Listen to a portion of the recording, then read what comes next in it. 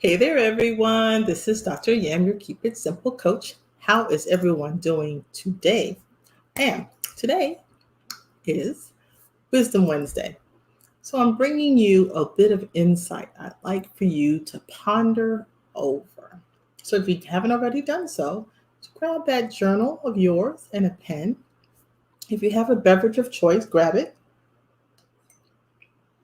And for those of you who don't know who I am, I want to introduce myself. I am Dr. Yam, your Keep It Simple coach.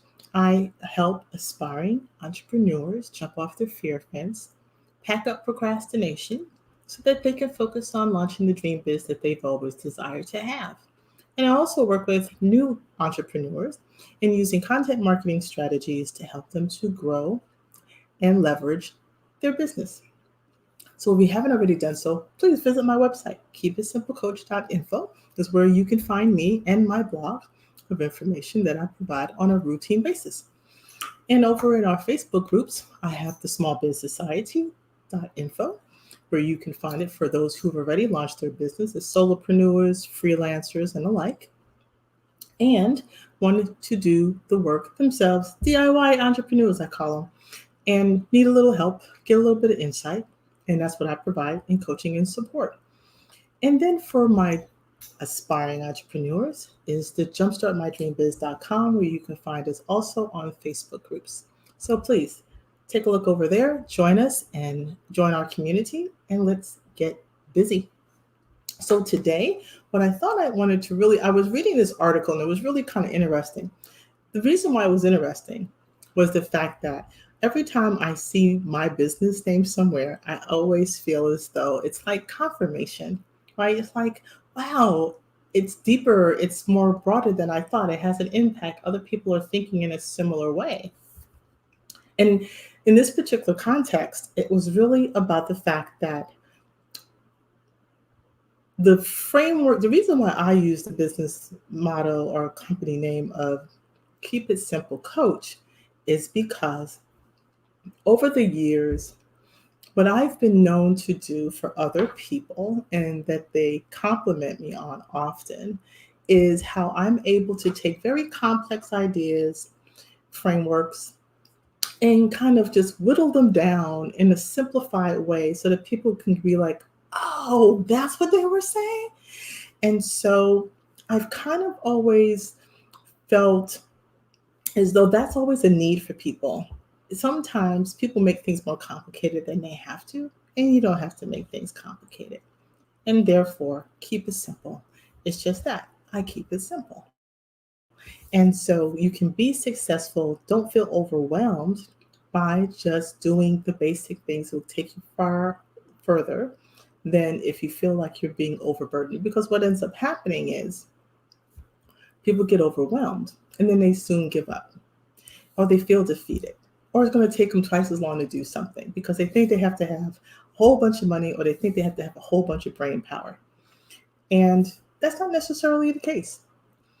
But today, I really wanted to think about and ask you this question.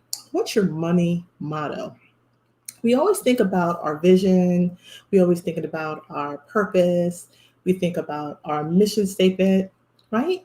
But when you think about a motto, right? It's something that you kind of carries with you on a routine basis. But more specifically, is what can that look like when we think about money? So, this particular topic is applicable to your personal life as much as it's going to be for your business life. And I just thought that the idea of having a money motto um, is quite intriguing. And I thought you may also find it interesting as well. And you may even have one and you don't even know it because guess what? Mine, by way of reading, was already a part of the list of money mottos. Who would have thought? So therein lies my desire to share that with you. I figured, hey, if keep it simple is a money motto, then I got to share it with everybody. So let's just dig in a little deeper. When we think about what is a money motto, we're really talking about it is just a phrase, a saying that represents your belief around money. it's a guiding principle that you're going to, that, kind of represents how you interact with your money. So I will give a testimony in the sense that one of my gurus that I look up to is Susie Orman. She really taught me about money and understanding it on a whole different level, and when I was much younger, but it's always stuck with me. And so there is you and your relationship with money and how you interact with it and how you respect it and all of those other things is can impact your life. And so if that's not something that you really given much thought around, I want you to take note of it today. But you'll find that you can simply create your own. You can adopt someone else's. And what I also thought I would do is give you some reasons as to why you will want to have it. But here's some general examples.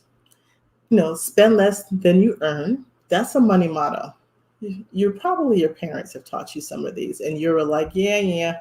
And now, as you're getting older and you're getting a bit more responsibilities and you want nicer and bigger things. And so those are the things that you kind of want to think about. Another example of a money motto might be buy less, choose well, pay yourself first, keep it simple. So why would you want to have a money model is really part of the question. And so sorry guys, my little screen.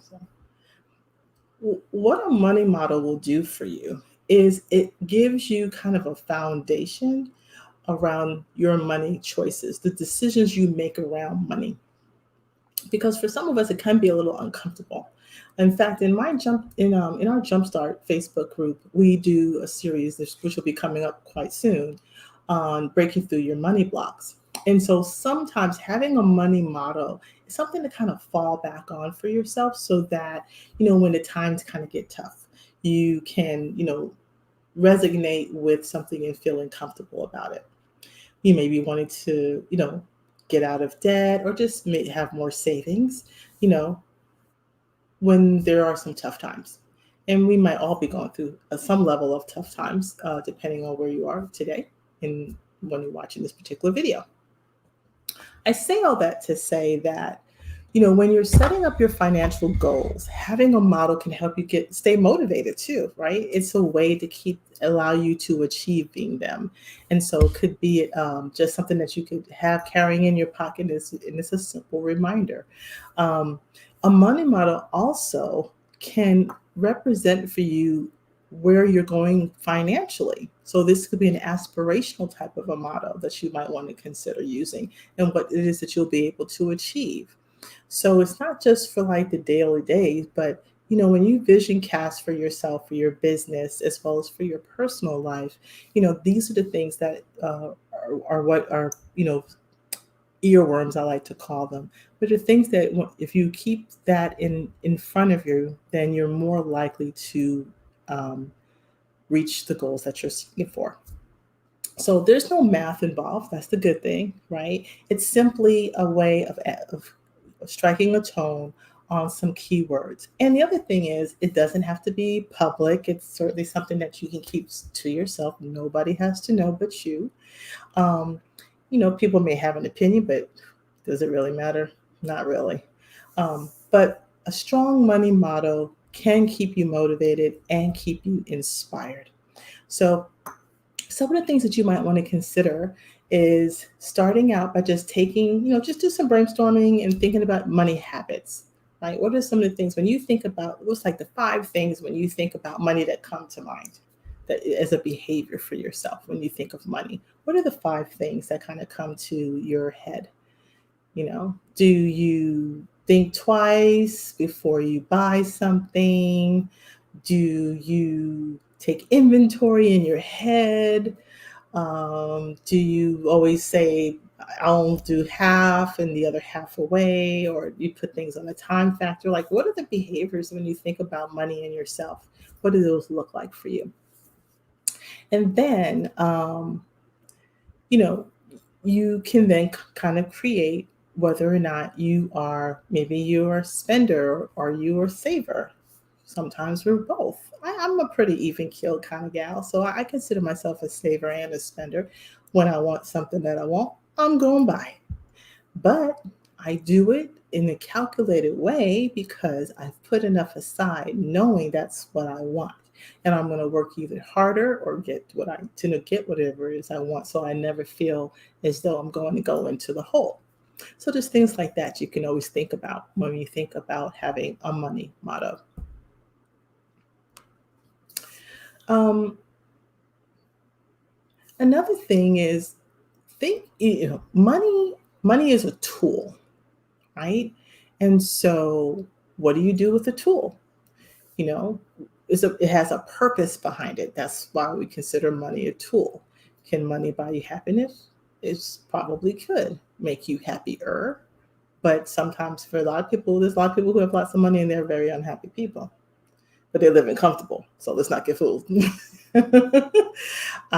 So you do want to think about it along those lines. Now, there are a couple of things that when you think about a money motto that um, again, you may have already heard, but there are some mottos again that you can live by. So one is, like I said, spend less and earn more. So if you, like I said, no doubt that you've heard this one before, but it doesn't go without saying. If you earn more and you're spending less, you then are going to be putting that money aside to invest in your business, investing in yourself. Personal growth is important when we think about your business as much as it is reinvesting in your business. Another one is paying yourself first. And this also goes back to, particularly for my new entrepreneurs, sometimes we're not drawing down enough and paying ourselves enough because we're not charging enough. And therefore, that becomes problematic down the road. So you need to set yourself up a budget to pay yourself. After all, you've calculated your expenses, you've calculated your all of your costs. You put in enough of a margin so that you can generate the revenue. Then, of course, you're putting in the marketing efforts and then you're doing the follow up and you're putting the energy in place so that you can generate the income, that revenue that you're looking to have. And that, again, being fiscally responsible, you also want to make sure that you're paying people that you owe on time and being a good steward, as we like to call it in church world.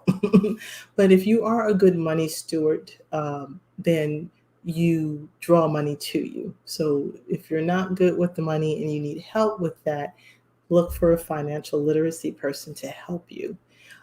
We've all been down that road before.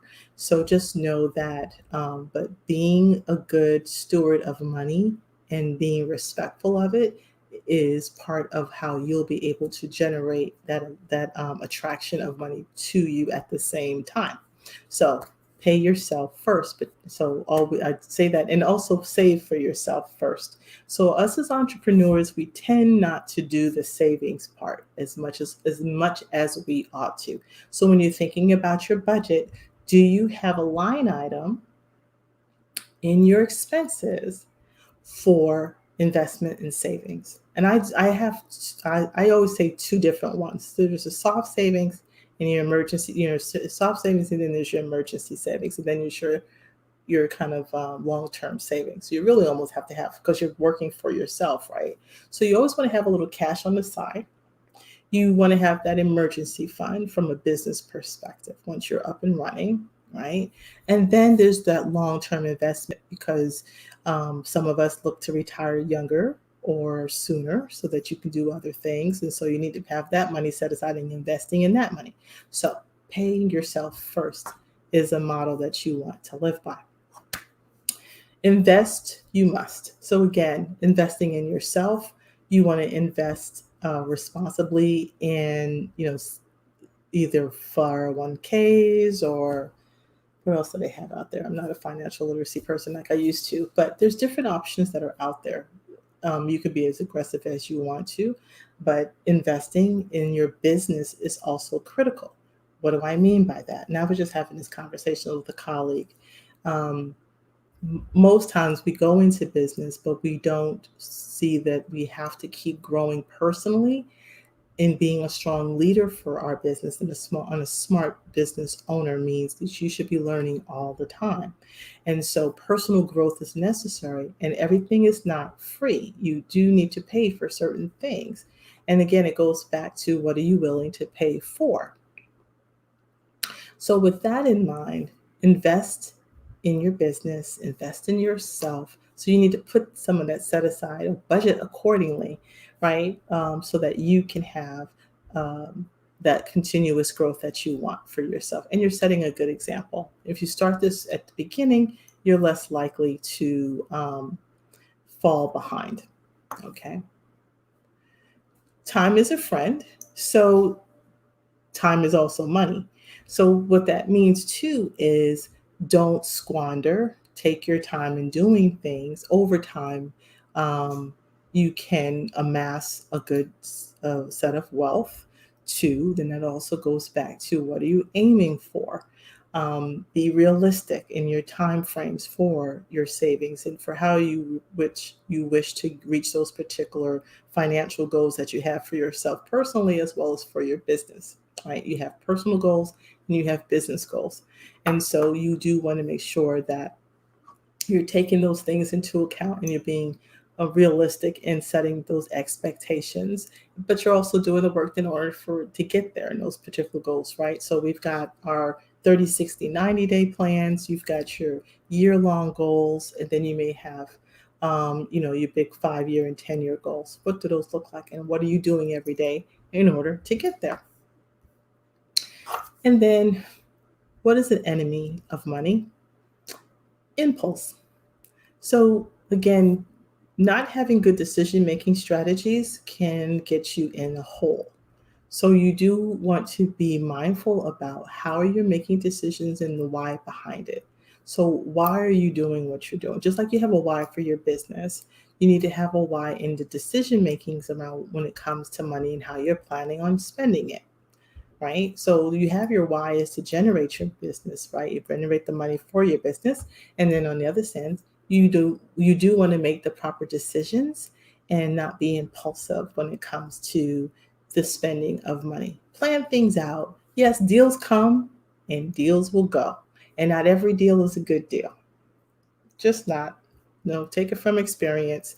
It always sounds good, but do your homework is what I like to tell people. And of course, keep it simple. Investing, saving, making sure you have the proper budget. You don't need a whole big fangled software system and anything that's really complicated. Get the basics that are going to help you to manage your funds, stay comfortable so that you're not going to have to worry about anything. And then, take on a little at a time to make sure that at the end of the day, you're comfortable and confident with what your decisions that you're making. And again, that you're producing and putting the energy where it needs to be put. Don't make it more harder on yourself. And always remember this, you can always ask for help. And sometimes that's what our failure is that we don't ask for the help when we need it.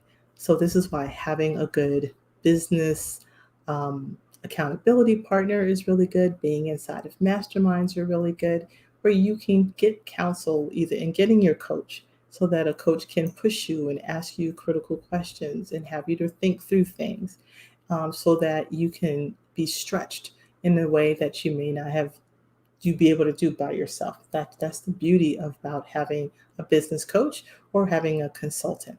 And just so we're clear, there is a difference between having a business coach and having a business consultant.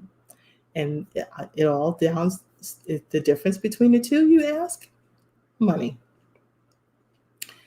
If you want a consultant is someone who you want to hand off the responsibilities and the tasks to. And for that, they're going to charge you. In a coaching relationship, the framework or the principle behind coaching is just that. How do I keep you motivated? How to keep you focused? How to make you accountable on what the things that you're choosing to do for your better self and for the better of your business. That's what coaching allows you to do. And doing it from somebody who doesn't have necessarily a personal relationship with you, who's an outsider, who can be a little much more unbiased approach. So those are the things that you kind of want to think about. All righty. So money motto is the name of the game for today, Wisdom Wednesday. And so I certainly hope that, hope you found this to be an enlightenment for today. And then let's get busy. Hope you all have a wonderful rest of the week and talk to you soon. Bye-bye.